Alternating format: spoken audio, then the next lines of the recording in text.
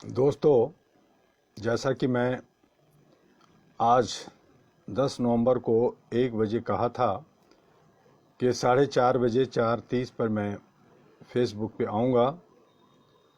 अपने वादों को पूरा करते हुए आज का हमारा कोट्स है, pin all your hopes in God, pin all your hopes in God, then you will not be pained down by man.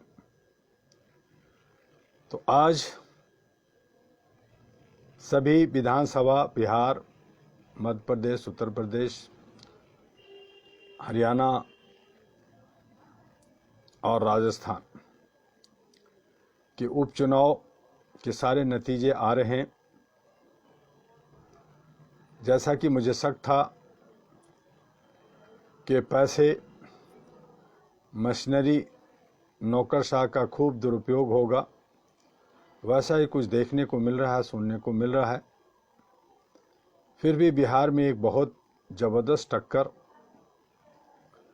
अभी मीडिया के मार्फत अगर देखा जाए तो एनडीए आगे बढ़ रहा है, लेकिन मेरा अभी भी, चूँकि अभी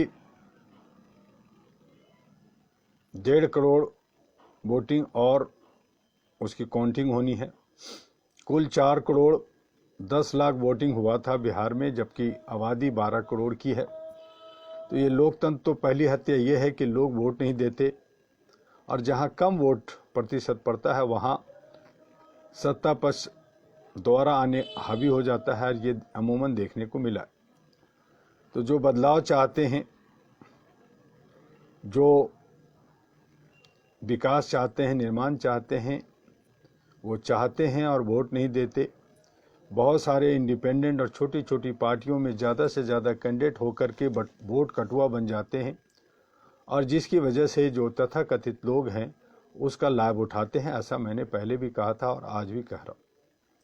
उसके बावजूद मुझे अभी भी विश्वास है, उम्मीद है कि आरजेडी अपने जितना 122 सीट चाहिए वो उसके करीब आ जाएगा और सरकार आरजेडी की बन सकती। और अगर थोड़ा बहुत कम रहा तो उस हालत में आप जानते हैं कि पैसे से खरीद फरोख्त नेताओं का शुरू हो, अंदर से बात अभी से चल रही है।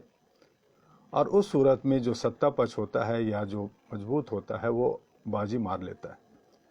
तो ये लोकतंत्र का बहुत बड़ा ड्रॉबैक है, बहुत शर्म की बात है। और ऐसी हालत में हमें और आपको सतर्क रहने की ज़रूरत है, अगर लोकतंत्र को बचाना है और आप अगर आज़ादी की सांस लेना चाहते। और नहीं तो जैसा चल रहा है चलता रहेगा। लोग गुलाम हैं और गुलाम हो जाएंगे, और आप जो है शोर मचाते रहिए कि मुझे हक नहीं मिल रहा है, मेरा अधिकार नहीं मिल रहा है, मुझे ये नहीं मिल रहा है, मुझे वो नहीं मिल रहा है। आप शोर मचाते रहिए और चंद लोग आप पे शासन करेंगे और आप वो मनमाना करेंगे। तो ये तो होता रहेगा। इसलिए देखिए क्या होता है। आज रात तक काउंटिंग होना है, तो कल जो है सब कुछ आपके सामने होगा। बिहार के अंदर क्या होता है, बाकी सिनेरियो क्या होता है, मीडिया और बाकी लोग उस पर क्या कहते हैं, ये सब देखने को आपको हमें मिल जाएगा। ये हमें बोलने की ज़्यादा ज़रूरत नहीं है।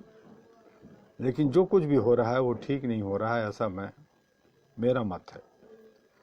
तो मैंने जो आपसे जो वचन लिया हुआ है कि हम डेली प्रतिदिन मानवाधिकार और सुशासन पे हम लोग बात करेंगे। मैंने औरतों पे, बच्चों पे, शोषित और दलितों पे हमने सारा बात किया।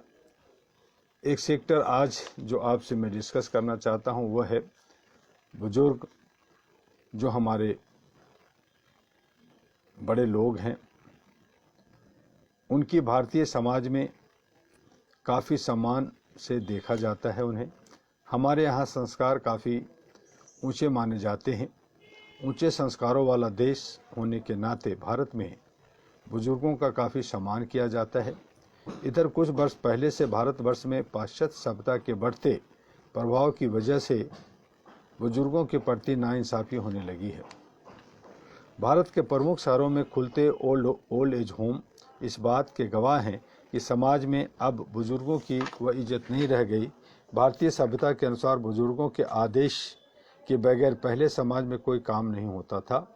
आज बुजुर्गों की कोई सुनने को तैयार नहीं। संयुक्त परिवार टूट रहे हैं। बुजुर्ग या तो उपेक्षित होकर घरों में रहते हैं या वृद्धावस्था आश्रम में चले जाते हैं। महिला बुजुर्ग की स्थिति ज़्यादा दयनीय है।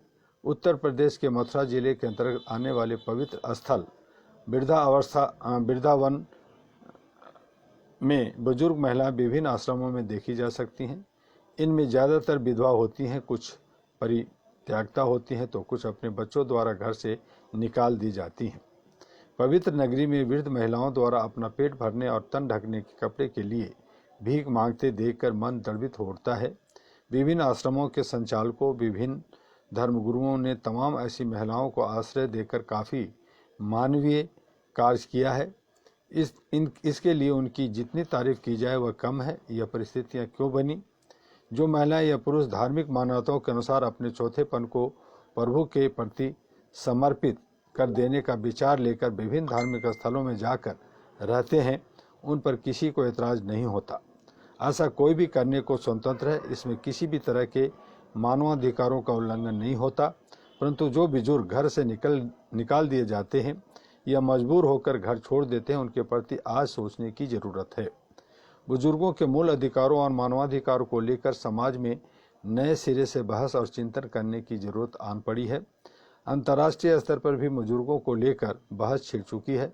ज़्यादातर देशों में 70 वर्ष की उम्र से अधिक लोगों की आबादी बढ़ रही है और आगे आने वाले दिनों में पूरे विश्व में बुजुर्गों की आबादी काफ़ी बढ़ जाएगी। यूरोप में और अमेरिका के कई देशों में बुजुर्गों की आबादी काफ़ी ज़्यादा हो चुकी है। ऐसी स्थिति में संयुक्त राष्ट्र संघ ने भी पहल शुरू की है। वृद्धावस्था पर प्रथम विश्व असेंबली वियना 1982 ने वृद्धावस्था पर अंतर्राष्ट्रीय कार्य योजना को स्वीकार किया। इस योजना के अनुसार बुजुर्गों के रोजगार एवं आय, सुरक्षा, स्वास्थ्य एवं शोषण, आवास, शिक्षा एवं समाज कल्याण जैसे क्षेत्रों में कार्रवाई की सिफारिश की गई।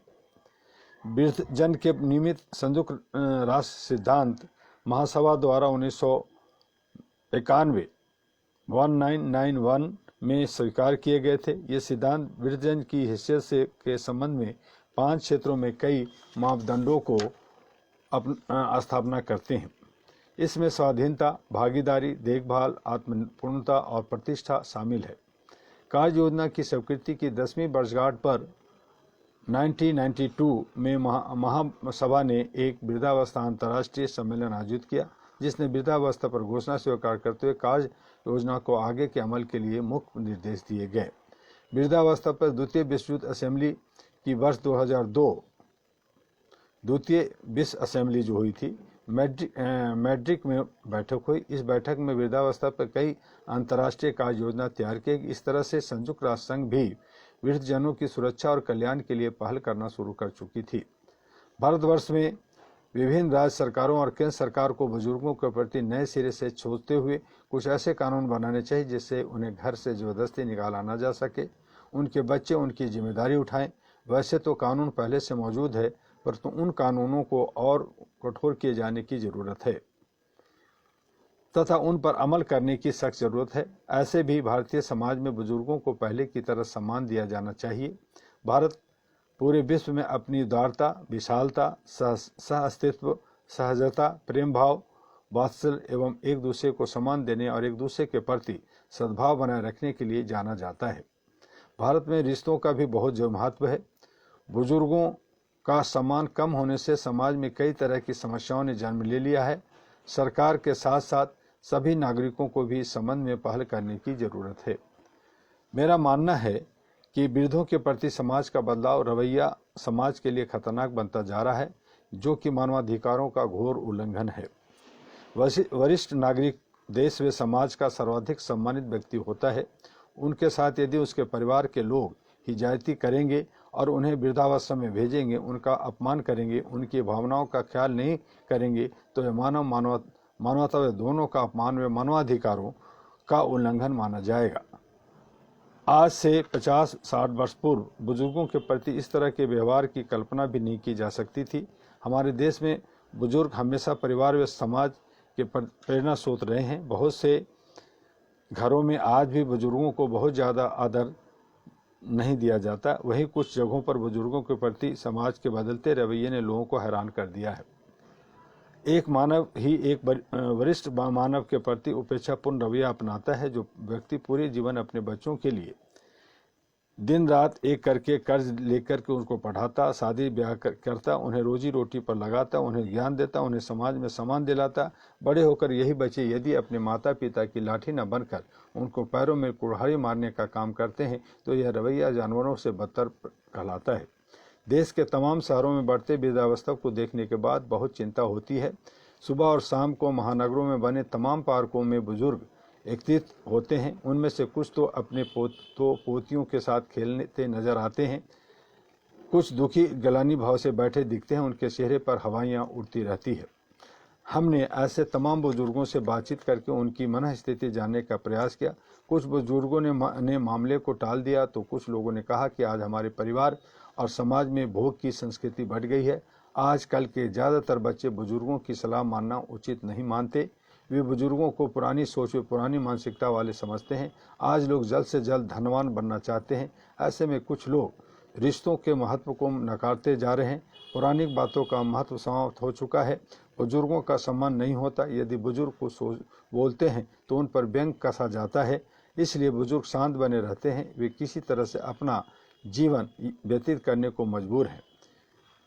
इसी तरह हमने कुछ वृद्धाश्रमों में जाकर भी वृद्धाओं से बात की तो उन्होंने भी कमोबेश यही बातें बतलाई।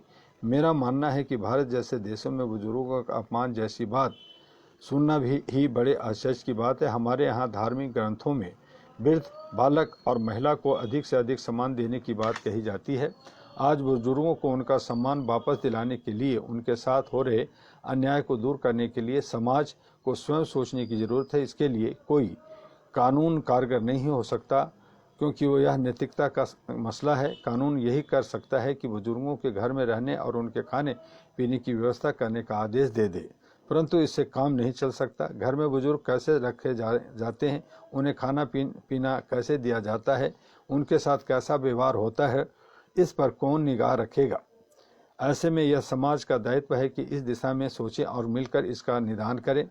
भारत में नैतिक बल का काफ़ी महत्व होता है। हर गली मोहल्ले सोसाइटी में रहने वाले लोग यदि आपस में ही विचार करके यह निर्णय ले लें कि किसी भी घर में किसी बुजुर्ग का अपमान नहीं होना चाहिए तो इससे काफ़ी हद तक समस्या सुलझ सकती है।